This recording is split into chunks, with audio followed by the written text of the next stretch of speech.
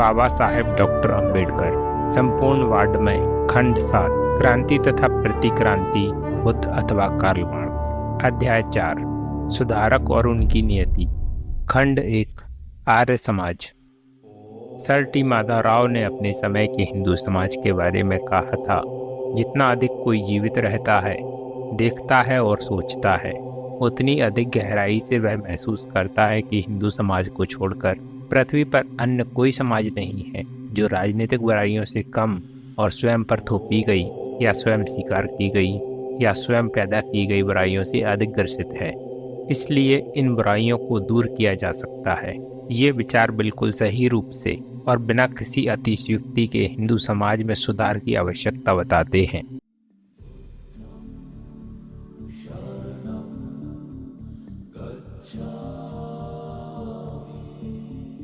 प्रथम समाज सुधारक और उनमें सबसे महानतम गौतम बुद्ध थे। समाज सुधार का इतिहास ही बुद्ध से शुरू होता है और कोई भी इतिहास उनकी उपलब्धियां बताए बिना अधूरा ही रहे। सिद्धार्थ का जन्म शाक्य वंश में उत्तर भारत में नेपाल की सीमा के पास कपिलवस्तु नगर में ईसा पूर्व 563 में हुआ था। उनका कुल नाम गौतम था। वह एक राजकुमार थे। उनकी शिक्षा एक राजकुमार के रूप में हुई थी। उनका विवाह हुआ और उनके एक पुत्र भी था। आर्यों के समाज में बुराइयों और दुखों से पीड़ित लोगों को देखकर उन्होंने सच्चाई और मुक्ति की खोज के लिए 29 वर्ष की उम्र में सांसारिक जीवन त्याग दिया था। उन्होंने चिंतन मनन किया तथा 2 जाने माने शिक्षकों से शिक्षा ग्रहण की, लेकिन उनकी शिक्षा से संतुष्ट न होने पर वे शिक्षकों को छोड़कर श्रमण बन गए। इसे भी व्यर्थ समझकर उन्होंने छोड़ दिया। गहराई से सोचने पर उन्हें बोध हुआ। इस अंतर्ज्ञान के आधार पर उन्होंने अपना धम्म प्रतिपादित किया। यह उन्होंने 35 वर्ष की अवस्था में किया। जीवन के 80 वर्षों में से बचे हुए समय में उन्होंने धम्म को फैलाया और बौद्ध मठों की नींव रखी तथा भिक्षुओं का संग बनाकर उसे चलाया। लगभग ईसा पूर्व 483 में अपने प्रतिबद्ध अनुयायियों के बीच कुशीनारा में उनकी मृत्यु हो गई। बोध होने के बाद बुद्ध ने अपना सारा जीवन ने धम्म चक्र के प्रचार प्रसार के लिए समर्पित कर दिया। आध्यात्मिक जीवन की ज्ञान ज्योति प्रज्वलित रखने के लिए एकांत में समाधि लगाने, ठीक उसी प्रकार जैसा ईसा मसीह एकांत में घंटों प्रार्थना करते थे। बौद्ध भिक्षुओं की बड़ी संख्या को जीवंत उपदेश देने, उनमें से ज्यादा विकसित अनुयायियों को आंतरिक विकास की सूक्ष्म बातें बताने, संघ के कार्य करने के लिए निर्देश देने, अनुशासन तोड़ने वालों को फटकारने, विश्वास पात्रों के गुणों की पुष्टि करने, शिष्टमंडल का स्वागत करने, विद्वान विरोधियों से बहस करने, दुखी को सांत्वना देने, राजा और किसान से, ब्राह्मण और अछूत से, अमीर और गरीब से मिलने के कार्यों में उनका समय बटा हुआ था। वे इजारेदार और पापियों पर भी कृपालु थे और कई वेश्याओं ने समझ आने, अंतर्मन को समझने और दया मिलने से गलत मार्ग को त्याग दिया और बुद्ध की शरण में आ गई। इस प्रकार के जीवन के लिए कई प्रकार के नैतिक गुणों तथा सामाजिक प्रतिमानों और अन्य चीजों के अलावा वैभवशाली व्यवहार, कुशलता के साथ प्रजातांत्रिक भावनाओं की आवश्यकता होती है, जो कि बहुत दुर्लभ होती है। वार्तालाप पढ़कर कोई यह नहीं भूल सकता कि गौतम का जन्म और पालन पोषण एक अभिजात के रूप में हुआ था। वह न केवल ब्राह्मणों और पंडितों से बातचीत करते थे, बल्कि राजकुमारों, मंत्रियों और राजाओं से आसानी व समान रूप से बात करते थे। वह एक अच्छे अतिथि हैं और उनमें परिहास भाव भी है तथा प्रत्येक द्वार पर उनके स्वागत को उद्धत होता है। उन्हें एक श्रेष्ठ ब्राह्मण ने ऐसे चित्रित किया है। पूज्य गौतम दोनों ओर से कुलीन, विशुद्ध वंश के आकर्षक, दिखने में मनोहर, विश्वास जगाने वाले, रंग रूप में सुंदर, गौर वर्ण, देखने में प्रभावशाली, अरहत के सद्गुणों से सदाचारी, अच्छाई और सद्गुण से भरपूर, मधुर और विनम्र स्वर, शांत और स्थिर हैं। वह सबका स्वागत करते हैं, मैत्रीपूर्ण और शांति कारक हैं, घमंडी नहीं हैं, सब उनसे मिल सकते हैं और वे बातचीत में रूढ़िवादी नहीं हैं। लेकिन उस समय के भारतवासियों को जिस चीज ने आकर्षित किया और जो चीज युगों से आकर्षित करती आई है, उसे उक्त ब्राह्मण ने निम्न शब्दों में व्यक्त किया। गौतम अपने महान वंशजों को त्याग कर धन और स्वर्ण, जमीन के दबे हुए और जमीन के ऊपर के खजाने को त्याग कर सन्यासी बने और उन्होंने धार्मिक जीवन अपनाया। वास्तव में जब वे युवक थे, सिर पर एक भी बाल सफेद नहीं था, सुंदर व्यक्ति थे, तब उन्होंने घर बार छोड़कर सन्यासी जीवन में प्रवेश किया। उनके ऐसे जीवन से न केवल प्रीतिकर आचरण, सहानुभूति और दयालुता की आशा की जाती है, बल्कि दृढ़ता और साहस भी आवश्यक है। जब भी समय के अनुसार आवश्यक हुआ, उन्होंने उन लोगों से शांतिपूर्वक संबंध विच्छेद कर लिया जो संघ का अहित करते थे। उन्होंने शारीरिक कष्ट धैर्य से सहा, लेकिन फिर भी आंतरिक सुख में कमी नहीं हुई। साहस की आवश्यकता थी जो उनमें पाया गया। उदाहरण के लिए देवदत्त के द्वारा उनकी हत्या के कई प्रयासों और हत्या की धमकियों के बावजूद वे शांतचित्त बने रहे। कौशल राज्य के प्रसिद्ध डाकू का राज्य के गांव में आतंक था। उस डाकू से बुद्ध अकेले और बिना अस्त्र के मिलने गए तथा उसका हृदय परिवर्तन किया और इस प्रकार लोक कंटक से बदलकर उसे संघ का शांति प्रिय सदस्य बना लिया। कष्ट, खतरे और अनादर उनकी आध्यात्मिक शांति को भंग नहीं कर पाए। जब उन्हें गाली दी गई तो उन्होंने जवाब में गाली नहीं। जिनको सांत्वना व सहयोग की आवश्यकता थी, उनके लिए उनकी तरफ से कोमल सा हृदयता की कमी नहीं थी। वह सबको प्रिय थे। बार बार उनका वर्णन किया जाता है या वह स्वयं वर्णन करते हैं कि उन्होंने लोगों की भलाई के लिए, लोगों की खुशी के लिए, लोगों के लाभ के लिए, भगवान और इंसान की अच्छाई और खुशी और समग्र विश्व से सहानुभूति के लिए जन्म लिया है। उन्होंने आर्यों के समाज पर अमिट छाप छोड़ी है। यद्यपि उनका नाम भारत के बाहर फैला है, उनकी शिक्षा का प्रभाव अभी तक यहाँ बना हुआ है। उनका धर्म बड़ी तेजी से फैला। जल्द ही यह सारे भारत का धर्म बन गया, लेकिन यह भारत तक सीमित नहीं रहा। यह तत्कालीन विश्व के कोने कोने तक पहुंच गया। हर नस्ल के लोगों ने इसे स्वीकार किया। यहाँ तक कि एक समय अफगान लोग भी बौद्ध धर्म के अनुयायी थे। यह एशिया तक सीमित नहीं रहा। इस बात के भी प्रमाण मिलते हैं कि बौद्ध धर्म ब्रिटेन तक फैला हुआ था। बौद्ध धर्म के इतनी तेजी से फैलने के क्या कारण थे, इस बारे में प्रोफेसर हॉपकिंस का कथन उद्धृत करने योग्य है।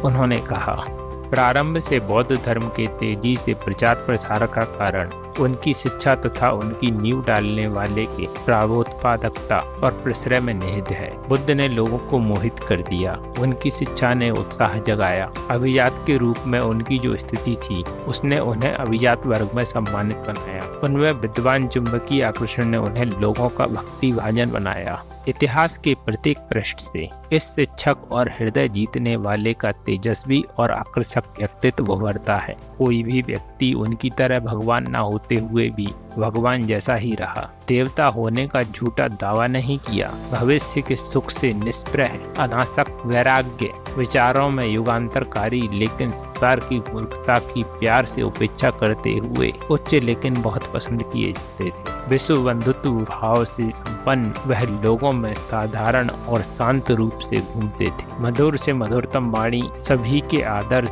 सभी से मित्र भाव। उनका स्वर सम्मोहक और पटु था। उनकी आवाज श्रोता को उनका कायल बना देती थी। उनका दर्शन प्रेरणादायक था। परंपरा से ऐसा लगता है कि वे उनमें से एक होंगे जिनका व्यक्तित्व ही आदमी को न केवल नेता बल्कि साथियों के हृदय में भगवान बना देने के लिए काफी था। जब ऐसा कोई बोलता है तो वह श्रोता को बस में कर लेता है। इससे कोई फर्क नहीं पड़ता कि वह क्या कहते हैं, क्योंकि वह गति को प्रभावित करते हैं और जो भी उनको सुनता है वह नतमस्तक हो जाता है। इस व्यक्तित्व के अलावा दूसरों के मन में यह भावना आती है कि जो भी शिक्षा वह देता है वह सामान्य नहीं है, बल्कि लोगों की मुक्ति के लिए आशा की किरण है। पहली बार उनके शब्दों में सच्चाई पाते हैं, जिससे गुलाम एक स्वतंत्र आदमी बन जाता है। वर्गों में भाईचारा पैदा होता है। तब ये देखना मुश्किल नहीं है कि बिजली जैसी स्फूर्ति कहाँ से उपजती है और कैसे एक हृदय से दूसरे हृदय में प्रवाहित होती है।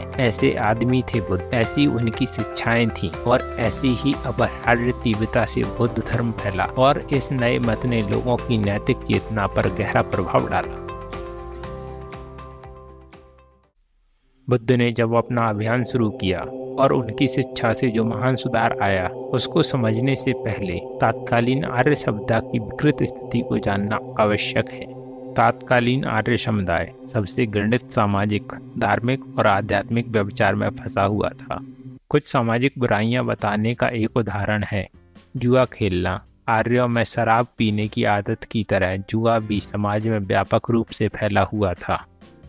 प्रत्येक राजा के यहाँ जुआ खेलने के लिए महल के साथ ही एक मंडप हुआ करता था। हर एक राजा जुए के विशेषज्ञ को नौकरी पर रखते, जो खेल के समय राजा का सहायक हुआ करता था। सम्राट विराट की सेवा में कंक जैसा जुआ विशेषज्ञ नौकरी करता था। जुआ राजाओं के केवल मनोरंजन का साधन नहीं था, वे बड़े बड़े दांव लगाकर खेलते थे। वे राज्यों, आश्रितों, रिश्तेदारों, गुलामों आदि को दांव पर लगा देते थे। राजा नल जुए में पुष्कर के साथ खेलते हुए हर चीज दांव पर लगाकर हार गए। केवल स्वयं को और अपनी पत्नी दमयंती को दांव पर नहीं लगाया। नल को जंगल में जाकर एक भिखारी के रूप में रहना पड़ा। कुछ ऐसे राजा भी थे जो नल से भी आगे बढ़ गए। महाभारत से पता चलता है कि पांडवों के सबसे बड़े भाई धर्मराज युधिष्ठिर ने जुए में अपने छोटे भाइयों और पत्नी द्रौपदी सहित सब कुछ दांव पर लगा दिया था। जुआ आर्यों के लिए सम्मान का प्रतीक था और जुए का कोई भी आमंत्रण सम्मान और प्रतिष्ठा के लिए चुनौती माना जाता था। धर्मराज युधिष्ठिर द्वारा जुआ खेलने के अनर्थकारी परिणाम हुए, यद्यपि उन्हें ऐसे परिणाम की पहले से चेतावनी दी जा चुकी थी। उनका बहाना था कि उन्हें जुए का आमंत्रण मिला है और एक सामान्य व्यक्ति होने के नाते वह ऐसा आमंत्रण ठुकरा नहीं सकते थे। जुए का दुर्गुण सिर्फ राजाओं तक सीमित नहीं था, यहाँ तक कि आम आदमी भी इससे ग्रसित था। ऋग्वेद में जुए से बर्बाद हुए निर्धन आर्य लोगों के विलाप का विवरण मिलता है। कौटिल्य के समय में जुआ खेलना इतनी आम बात हो गई थी कि जुआधरों को राजा द्वारा अनुमति पत्र दिए जाते थे, जिससे राजा को यथेष्ट राजस्व प्राप्त होता था। शराब पीना दूसरी बुराई थी जो आर्यों में प्रचंड रूप से फैली हुई थी। शराब दो प्रकार की हुआ करती थी, सोम और सुरा। सोम यज्ञीय शराब थी। प्रारंभ में ब्राह्मणों, क्षत्रियों और वैश्यों को इसे पीने की अनुमति थी। बाद में ब्राह्मणों और क्षत्रियों को इसे पीने की अनुमति दी गई। वैश्यों को इसे पीना वर्जित कर दिया गया और शूद्रों को तो इसका स्वाद चखने की अनुमति भी नहीं थी। इसका बनाना एक गुप्त प्रक्रिया थी जिसकी जानकारी केवल ब्राह्मणों को थी। सुरा पीने की अनुमति सभी को थी तथा इसे सभी पीते थे। ब्राह्मण सुरा भी पीते थे। असुरों के पुरोहित शुक्राचार्य ने इतनी अधिक पी ली थी कि नशे की स्थिति में उन्होंने मृत संजीवनी मंत्र बता दिया, जो केवल वही जानते थे और जिसका देवों द्वारा मारे गए असुरों को जीवित करने के लिए प्रयोग करते थे। यह मंत्र उन्होंने देवों के पुरोहित बृहस्पति के पुत्र कच को बताया था।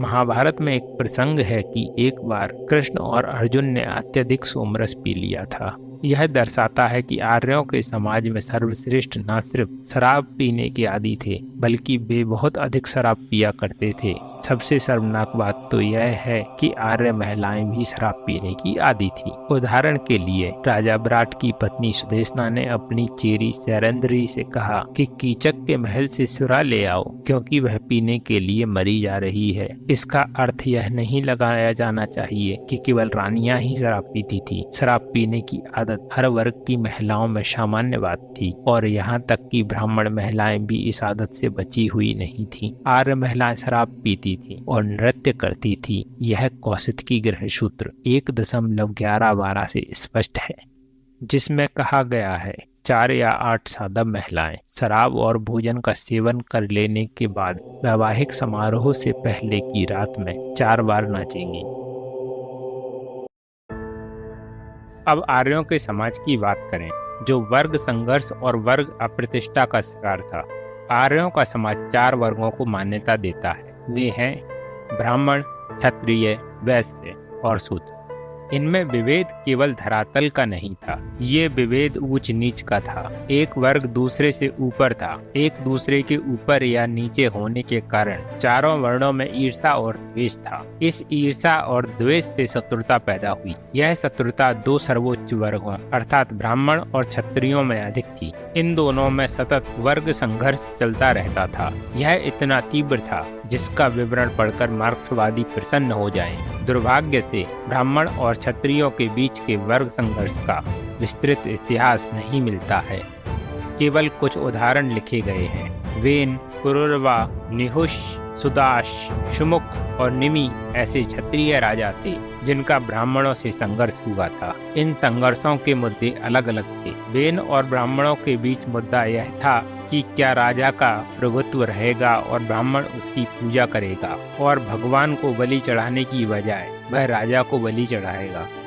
पुरुरवा और ब्राह्मणों के बीच मुद्दा यह था कि क्या राजा ब्राह्मणों की संपत्ति जब्त कर सकता है या नहीं। न्योस और ब्राह्मणों के बीच मुद्दा यह था कि क्या क्षत्रिय राजा ब्राह्मण से गुलामों जैसा कार्य करवा सकता है। निमि और ब्राह्मणों के बीच मुद्दा यह था कि क्या बलि समारोह के लिए वह परिवार के पुरोहित की सेवाएं लेने के लिए बाध्य था। सुदास और ब्राह्मणों के बीच मुद्दा यह था कि क्या पुरोहित के पद के लिए वह केवल ब्राह्मण की सेवाएं लेने को बाध्य था। इससे ज्ञात होता है कि इन दोनों वर्गों के बीच कितने बड़े मुद्दे थे। यह आश्चर्य की बात नहीं है कि इनके बीच संघर्ष सबसे अधिक कटु था। इनके बीच संघर्ष केवल यदा कदा होने वाले दंगे नहीं थे, यह संघर्ष एक दूसरे को मिटा देने के संघर्ष थे। परशुराम, जो एक ब्राह्मण थे, क्षत्रियों से 21 बार लड़े और प्रत्येक क्षत्रिय को उन्होंने मार डाला। वैसे ये दोनों वर्ग सर्वश्रेष्ठता के लिए आपस में लड़ रहे थे, फिर भी दोनों वैश्यों और शूद्रों को बस में रखने के लिए एक थे। वैश्य दूध देने वाली गाय के समान थे, उनका कार्य केवल कर चुकाना था। आमतौर पर शूद्र भार स्वरूप जानवर थे। इन दोनों वर्गों का एकमात्र उद्देश्य ब्राह्मण और क्षत्रियों को गौरवमय बनाना और खुशहाल रखना था। उन्हें अपने जीने के कोई अधिकार नहीं थे। ये लोग अपने से श्रेष्ठ लोगों के जीवन के लिए ही जी रहे थे। इन दोनों वर्गों के नीचे भी अन्य लोग थे। ये चांडाल और श्वापक थे। ये लोग मात्र अछूत ही नहीं थे, बल्कि नीच माने जाते थे। ये लोग समाज और कानून की परिधि के बाहर थे। इनके ना तो कोई अधिकार थे और ना इन्हें कोई अवसर थे। ये आर्यों के समाज से बहिष्कृत थे। आर्यों के समाज की यौन अनैतिकता जानकर उनके आज के वंशजों को सदमा पहुंचेगा। बुद्ध पूर्व के आर्यों पर यौन या वैवाहिक संबंधों के लिए आज की प्रतिबंधित श्रेणियों जैसा नियम नहीं था। आर्य धर्म ग्रंथों के अनुसार ब्रह्मा सृष्टि के रचयिता हैं। ब्रह्मा के 3 पुत्र और 1 पुत्री थी। उसके एक पुत्र दक्ष ने अपनी बहन से विवाह किया। इस भाई बहन के विवाह से जो पुत्रियां उत्पन्न हुईं, उनमें से कुछ ने ब्रह्मा के पुत्र मरीच के पुत्र कश्यप से विवाह कर लिया और कुछ ने ब्रह्मा के तीसरे पुत्र धर्म से विवाह कर लिया। ऋग्वेद में एक प्रसंग है कि यम और यमी भाई बहन थे। इस प्रसंग के अनुसार यमी अपने भाई यम को सहवास के लिए आमंत्रित करती है और उसके ऐसा करने से इनकार करने पर क्रोधित हो जाती है। पिता अपनी पुत्री से विवाह कर सकता था। वशिष्ठ ने अपनी पुत्री शत्रुपा के वयस्क हो जाने पर उससे विवाह किया था। मनु ने अपनी पुत्री इला से विवाह किया था। जहन ने अपनी पुत्री जहन्वी से विवाह किया था। सूर्य ने अपनी पुत्री उषा से विवाह किया था। बहुपति प्रथा प्रचलित थी, जो साधारण किस्म की नहीं थी। आर्यों में जो बहुपति प्रथा पाई जाती थी, उसमें एक ही परिवार के कई लोग एक ही औरत से सहवास करते थे। दहा प्रचेतनी और उसके पुत्र सोम ने मरीसा सोम की पुत्री से सहवास किया। दादा द्वारा अपनी पौत्री से विवाह रचाने के उदाहरण कम नहीं है। दक्ष ने अपनी पुत्री अपने पिता ब्रह्मा के साथ विवाह रचाने के लिए दे दी थी और इस विवाह से प्रसिद्ध नारद का जन्म हुआ था। दौहित्र ने अपनी 27 पुत्रियों को अपने पिता सोम को सहवास और प्रजनन के लिए दे दिया था। आर्यों को औरत के साथ खुले आम लोगों की आंखों के सामने सहवास करने में कोई आपत्ति नहीं थी। ऋषिगण एक धार्मिक अनुष्ठान किया करते थे, जिसे वामदेव्या व्रत कहते थे। यह अनुष्ठान यज्ञ भूमि पर किया जाता था। यदि कोई औरत वहां आकर सहवास की इच्छा व्यक्त करती थी और ऋषि से अपनी संतुष्टि के लिए कहती थी, तो ऋषि उसी समय वहीं खुले में यज्ञ भूमि पर उसके साथ सहवास किया करते थे। इसके कई उदाहरण दिए जा सकते हैं। ऋषि पराशर को ही लीजिए, उन्होंने सत्यवती के साथ इसी प्रकार सहवास किया था। ऋषि दीर्घतप ने भी ऐसा ही किया था। अयोनि शब्द के अस्तित्व से पता चलता है कि यह रिवाज एक सामान्य बात थी। अयोनि शब्द का अर्थ निष्पाप गर्भधारण समझा जाता है, लेकिन इस शब्द का मूल अर्थ यह नहीं है। योनि शब्द का मूल अर्थ घर होता है। अयोनि शब्द का अर्थ घर के बाहर अर्थात खुले स्थान पर गर्भ धारण करना होता है। सीता और द्रौपदी दोनों अयोनिजा थीं। इस तथ्य से पता चलता है कि इसे गलत नहीं समझा जाता था। इस प्रथा को रोकने के लिए धार्मिक निषेधाज्ञा जारी करना पड़ा था। इससे भी स्पष्ट है कि यह एक सामान्य बात थी। आर्यों में अपनी स्त्रियों को कुछ अवधि के लिए भाड़े पर देने की प्रथा भी थी। उदाहरण के लिए माधवी की कहानी का उल्लेख किया जा सकता है। राजा ययाति ने अपने गुरु गालब को अपनी पुत्री माधवी भेंट स्वरूप दे दी थी। गालब ने माधवी को 3 राजाओं को अलग अलग अवधि के लिए भाड़े पर दे दिया था। उसके बाद उसने उसे विवाह रचाने के लिए विश्वामित्र को दे दिया। पुत्र उत्पन्न होने तक वह उसके साथ रही। उसके बाद गालब ने लड़की को पुनः उसके पिता ययाति को लौटा दिया। अस्थायी तौर पर स्त्रियों को दूसरों को भाड़े पर देने की प्रथा के अलावा आर्यों में एक अन्य प्रथा प्रचलित थी। उसमें से सर्वोत्तम पुरुषों को संतान उत्पत्ति की अनुमति देना। वे परिवार वृद्धि के लिए ऐसा मानते थे, मानो वह प्रजनन अथवा वंश संवर्धन मात्र हो। आर्यों में लोगों का एक ऐसा वर्ग था जिन्हें देव कहा जाता था, जो पद और पराक्रम में श्रेष्ठ माने जाते थे। अच्छी संतान उत्पत्ति के उद्देश्य से आर्य लोग देव वर्ग के किसी भी पुरुष के साथ अपनी स्त्रियों को संभोग करने की अनुमति देते थे। यह प्रथा इतने व्यापक रूप से प्रचलित थी कि देव लोग आर्य स्त्रियों के साथ पूर्वास्वादन को अपना आदेशात्मक अधिकार समझने लगे। किसी भी आर्य स्त्री का उस समय तक विवाह नहीं हो सकता था जब तक वह पूर्वस्वादन के अधिकार से तथा देवों के नियंत्रण से मुक्त नहीं कर दी जाती थी। तकनीकी भाषा में इसे अवदान कहते थे। लाज होम अनुष्ठान प्रत्येक हिंदू विवाह में किया जाता है, जिसका विवरण आश्वलायन ग्रह सूत्र में मिलता है। लाज होम देवों के द्वारा आर्य स्त्री को पूर्व स्वादन के अधिकार से मुक्त किए जाने का स्मृति चिन्ह है। लाज होम में अवदान एक ऐसा अनुष्ठान है जो देवों के वधु के ऊपर अधिकार का समापन करता है। सप्तपदी सभी हिंदू विवाहों का सबसे अनिवार्य धर्मानुष्ठान है, जिसके बिना हिंदू विवाह को कानूनी मान्यता नहीं मिलती। सप्तपदी का देवों के पूर्व स्वादन के अधिकार से अंगभूत संबंध है। सप्तपदी का अर्थ है वर का वधु के साथ 7 कदम चलना। यह क्यों अनिवार्य है? इसका उत्तर यह है कि यदि देव क्षति पूर्ति से असंतुष्ट हो तो वे 7वें कदम से पहले दुल्हन पर अपना अधिकार जता सकते थे। 7वां फेरा लेने के बाद देवों का अधिकार समाप्त हो जाता था और वर वधु को ले जाकर दोनों पति और पत्नी की तरह रह सकते थे। इसके बाद देव कोई अड़चन नहीं डाल सकते थे और न ही छेड़खानी कर सकते थे। कुमारी के कौमार्य का कोई नियम नहीं था। कोई भी लड़की विवाह किए बिना किसी भी पुरुष के साथ संभोग कर सकती थी और उससे संतान भी उत्पन्न कर सकती थी। कन्या शब्द के मूल अर्थ से यह स्पष्ट है। कन्या शब्द के मूल में काम शब्द है, जिसका अर्थ है कि लड़की स्वयं को किसी भी पुरुष के समक्ष अर्पित करने के लिए स्वतंत्र है। कुंती और मत्स्यगंधा इस बात के उदाहरण हैं कि विधिवत विवाह किए बिना उन्होंने अपने आप को अन्य पुरुष को समर्पित किया और बच्चे भी उत्पन्न किए। कुंती ने पांडु के साथ विवाह रचाने से पहले अलग अलग पुरुषों के साथ संभोग किया और बच्चे पैदा किए। मत्स्यगंधा ने भीष्म के पिता शांतनु से विवाह रचाने से पहले पराशर ऋषि के साथ संभोग किया। पशुओं के साथ यौनाचार करना भी आर्यों में प्रचलित था। ऋषि कदम द्वारा हिरणी के साथ मैथुन किए जाने की कहानी सर्वविदित। एक दूसरा उदाहरण सूर्य द्वारा घोड़ी के साथ मैथुन किए जाने का है, लेकिन सबसे विवत्स उदाहरण स्त्री द्वारा अश्वमेघ यज्ञ में घोड़े के साथ मैथुन किए जाने का है। आर्यों के धर्म में यज्ञ या बलि का समावेश है। यज्ञ देवताओं में देवत्व के प्रवेश और उन्हें काबू में करने का माध्यम भी था। पारंपरिक यज्ञों की संख्या 21 थी, जिन्हें 7-7 के 3 वर्गों में विभक्त किया गया था। पहले वर्ग के यज्ञों में मक्खन, दूध, अनाज आदि की आहुतियां दी जाती थी। दूसरे वर्ग में सोम की आहुति और तीसरे में जीव की बलि चढ़ाई जाती थी। यज्ञ अल्पावधि अथवा 1 वर्ष या उससे अधिक समय तक चलने वाले दीर्घकालिक हो सकते थे। दीर्घकालिक को सत्र कहा जाता था। यज्ञ के पक्ष में तर्क यह है कि इसे करने वाला शाश्वत पुण्य का भागी बनता है। यज्ञ के माध्यम से स्वयं उस मनुष्य का ही नहीं अपितु उसके पितरों का भी उद्धार किया जाता है।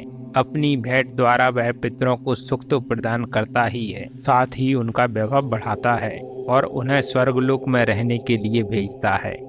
यज्ञ का प्रायोजन मात्र स्वर्गीय आनंद की प्राप्ति में सहायक बनना कदापि नहीं था। अधिकतर बड़े यज्ञ पृथ्वी पर उत्तम वस्तुओं की प्राप्ति के लिए किए जाते थे। भविष्य के किसी लाभ के बिना किसी ने यज्ञ किया हो इसकी जानकारी नहीं मिलती। ब्राह्मण प्रधान भारत आभार प्रकट करना नहीं जानता था। सामान्य रूप से किसी व्यक्ति को यह लाभ उस देवता से मुआवजे के रूप में प्राप्त उपहार होता जिसको आहुति दी जाती। यज्ञ का आरंभ इन शब्दों के उच्चारण के साथ होता है। वह इस मंत्र के पाठ के साथ देवता को आहुति देता है। तू मुझे दे और मैं तुझे दूंगा, तू मुझे अर्पित कर और मैं तुझे अर्पित करूंगा। यज्ञ का अनुष्ठान विस्मय जागृत करता था। हर शब्द परिणाम गर्भित होता था। यहाँ तक कि शब्द का उच्चारण अथवा लहजा भी महत्वपूर्ण होता था। तथापि ऐसे संकेत मिलते हैं कि स्वयं पुरोहित भी यह समझते थे कि अधिकांश अनुष्ठान छलावा मात्र हैं और उनका उतना महत्व नहीं है जितना कि बताया गया है। प्रत्येक यज्ञ का अर्थ होता है पुरोहित को दक्षिणा देना। जहाँ तक दक्षिणा का संबंध है उसके नियम स्पष्ट थे और उनके प्रतिपादक निर्लज्ज थे। पुरोहित मात्र दक्षिणा के लिए यज्ञ कराता था और उसमें मूल्यवान वस्त्र, गाय, घोड़े अथवा स्वर्ण होता था। कब क्या दिया जाना है इसका बड़ी सावधानी से उल्लेख किया गया था। पुरोहितों ने कर्मकांड का ऐसा जाल बिछाया था कि हर अनुष्ठान पर वे दक्षिणा की मांग करते थे। संपूर्ण व्यय का भार, जो बहुत ही विपुल होता था, उस व्यक्ति पर पड़ता था जिसके लाभ के लिए यज्ञ कराया जाता था। संपूर्ण अनुष्ठान कितना व्यय साध्य होता था इसे इस बात से देखा जा सकता है कि एक जगह पर यज्ञ करने के लिए दी जाने वाली दक्षिणा 1000 गायों के रूप में बताई गई है। इतने बड़े लोभ के लिए वह यह घोषणा करता था कि जो 1000 गायों का दान करता है उसे स्वर्ग की सभी वस्तुएं प्राप्त हो जाती हैं। पुरोहित के पास प्रस्तुत करने के लिए अच्छा पूर्व उदाहरण यह था कि स्वर्ग के देवताओं के बारे में प्रचलित कथाओं में कहा गया था कि वे जब पड़ोसी देवताओं की मदद करते हैं तो सदैव एक दूसरे से पुरस्कार की मांग करते हैं। जब देवता पुरस्कार चाहते हैं तो पुरोहित को भी वैसा करने का अधिकार है। जीव की बलि चढ़ाए जाने वाला यज्ञ प्रमुख यज्ञ होता था। यह खर्चीला और नृशंस होता था। आर्यों के धर्म में बलि के लिए 5 जीवों का वर्णन है। बलि के लिए जीवों की इस सूची में पहला स्थान मनुष्य का था। नर बलि सबसे महंगी बलि होती थी। इस बलि के नियम के अनुसार यह आवश्यक था कि वध किया जाने वाला व्यक्ति ना तो पुरोहित हो और ना ही दास हो। उसे क्षत्रिय अथवा वैश्य वर्ग होना चाहिए। उस समय के सामान्य मूल्यांकन के अनुसार बलि के लिए खरीदे जाने वाले मनुष्य का मूल्य 1000 गाय था। खर्चीला और नृशंस होने के अलावा यह अत्यंत बीभत्स होता होगा, क्योंकि बलि चढ़ाने वाले को केवल मनुष्य का वध नहीं करना होता था बल्कि उसे खाना भी पड़ता था। मनुष्य के बाद दूसरा स्थान घोड़े का था। वह भी काफी खर्चीली बलि होती थी, क्योंकि घोड़ा आर्यों के लिए उनकी भारत विजय में एक दुर्लभ और आवश्यक पशु था। सैन्य शासन के इतने सक्षम साधन को बलि की भेंट चढ़ाना आर्यों के लिए रुचिकर नहीं था। यह बलि इसलिए भी विवत्स होती होगी क्योंकि अश्व बलि चढ़ाए जाने के एक अनुष्ठान में वध किए जाने से पूर्व घोड़े को घोड़े की बलि चढ़ाने वाले की पत्नी के साथ मैथुन कराया जाता था। आमतौर पर बलि के लिए भेंट किए जाने वाले ऐसे पशु होते थे जिनका उपयोग लोग अपने कृषि प्रयोजनों के लिए किया करते थे। उनमें अधिकतर गाय और बैल होते थे। यज्ञ खर्चीले होते थे और उन पर होने वाले व्यय के विचार से यह प्रथा समाप्त हो सकती थी, लेकिन वह समाप्त नहीं हुई थी। कारण यह है कि यज्ञ के रुकने से ब्राह्मण को होने वाली दक्षिणा की हानि का प्रश्न इससे जुड़ा हुआ था। यदि यज्ञ कराना रुक जाता तो कोई दक्षिणा भी नहीं रह पाती और ब्राह्मण भूखों मर जाता। इसलिए ब्राह्मण ने खर्चीली जीव बलि का विकल्प खोज लिया।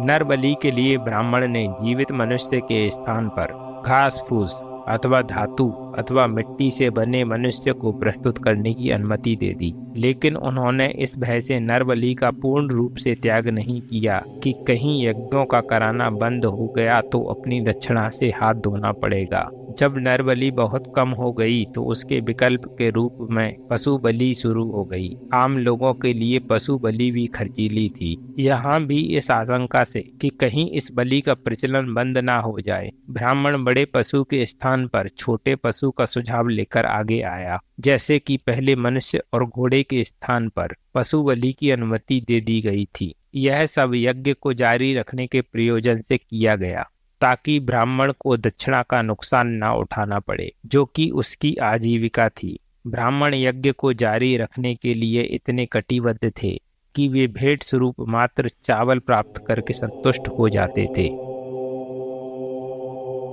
तथापि इससे यह नहीं माना चाहिए कि प्रस्तुत विकल्प से आर्यों के यज्ञों की भयावहता में कमी आ गई थी। विकल्पों को अपनाने के बावजूद अधिक खर्चीली और नृशंस बलि का स्थान अपेक्षाकृत कम खर्चीली और निर्दोष बलि ने पूर्ण रूप से नहीं लिया। इससे यही निष्कर्ष निकला कि भेंट बलि कराने वाले की क्षमता के अनुसार हो सकती है। अगर यह गरीब हो तो भेंट चावल की हो सकती है, अगर वह संपन्न हो तो भेंट बकरी की हो सकती है, अगर वह अमीर हो तो भेंट मनुष्य, गाय, घोड़े अथवा सांड की हो सकती है। विकल्पों का प्रभाव यह हुआ कि यज्ञ को सभी की सामर्थ्य के भीतर लाया गया ताकि कुल मिलाकर ब्राह्मण अपेक्षाकृत अधिक लाभ अर्जित कर सकें। इसके प्रभाव से पशु बलि नहीं रुक सकी। वास्तव में असंख्य लोगों द्वारा पशु बलि जारी रखी गई। यज्ञ में बहुधा नियमित रूप से पशुओं की हत्या होती थी, जिसमें ब्राह्मण बधिकों का काम करते थे। किस सीमा तक इन निर्दोष पशुओं की हत्या होती थी, इसकी कुछ जानकारी बौद्ध साहित्य में निहित यज्ञों के उल्लेख से प्राप्त होती है। सुत्त निपात में एक ऐसे यज्ञ का वर्णन किया गया है जिसे कौशल नरेश प्रेषणजीत द्वारा संपन्न किए जाने की व्यवस्था की गई थी। यह बताया जाता है कि यज्ञ में वध के लिए खम्मों से 500 बैल, 500 सांड, 500 गाय, 500 बकरियां और 500 मेमने बांधे गए थे और यज्ञ करने वाले पुरोहितों के आदेश अनुसार राजा के सेवकों को जो कार्य सौंपे गए थे वे अपने कर्तव्यों का पालन अश्रुपूरित नेत्रों से कर रहे थे। यज्ञ में जहाँ एक और भयंकर हत्याकांड होता था, वहाँ वह वास्तव में एक प्रकार का उत्सव बन जाता था। भुने हुए मांस के अलावा मादक पेय भी सुलभ होते थे। ब्राह्मणों के लिए सोम और सुरा दोनों ही उपलब्ध होती थी। अन्य लोगों के लिए काफी मात्रा में सुरा उपलब्ध होती थी। लगभग प्रत्येक यज्ञ के बाद जुआ खेला जाता था और सबसे असाधारण बात यह है कि इसके साथ साथ खुले में संभोग भी चलता रहता था। यज्ञ अयासी पूर्ण बन गए थे और उनमें कोई भी धर्म शेष नहीं रह गया था। आर्य धर्म अनुष्ठानों की श्रृंखला मात्र था। इन अनुष्ठानों के पीछे अच्छे और सदाचारी जीवन के लिए कोई ललक नहीं होती थी। पवित्रता के लिए कोई कामना या पिपासा नहीं थी। उनके धर्म में कोई आध्यात्मिक तत्व नहीं था। ऋग्वेद के देवगीत आर्य धर्म में आध्यात्मिक आधार की अनुपस्थिति का बहुत ही अच्छा प्रमाण प्रस्तुत करते हैं। देवगीत आर्यों द्वारा अपने देवताओं के लिए की गई प्रार्थनाएं हैं। इन प्रार्थनाओं में वे क्या कामना करते हैं? क्या वे यह प्रार्थना करते हैं कि उन्हें लोभ से दूर रखा जाए? क्या वे बुराई से छुटकारा पाने की प्रार्थना करते हैं? क्या वे अपने पापों के लिए क्षमादान की प्रार्थना करते हैं? अधिसंख्य देवगीतों में इंद्र की स्तुति की गई है। वे उसकी स्तुति इसलिए करते हैं क्योंकि उसने आर्यों के शत्रुओं का नाश किया। वे सभी गुणगान करते हैं क्योंकि उसने कृष्ण नामक एक असुर की सभी गर्भवती पत्नियों को मार डाला। वे उसकी प्रशंसा करते हैं क्योंकि उसने असुरों के सैकड़ों गांवों को नष्ट कर दिया। और वे उसकी सराहना करते हैं क्योंकि उसने लाखों दस्युओं को मार डाला। वे इस आशा में इंद्र की प्रार्थना करते हैं ताकि वह अनार्यों का और भी विनाश कर सके, जिससे वे अनार्यों की खाद्य आपूर्ति के साधन और संपदा प्राप्त कर सकें। ऋग्वेद के देवगीत आध्यात्मिक तथा उन्नायक होने की बजाय कुत्सित विचारों तथा कुत्सित प्रयोजनों से परिपूर्ण है। आर्य जीवन का सरोकार कभी भी ऐसे जीवन से नहीं रहा जिसे सदाचारी जीवन कहा जाता है।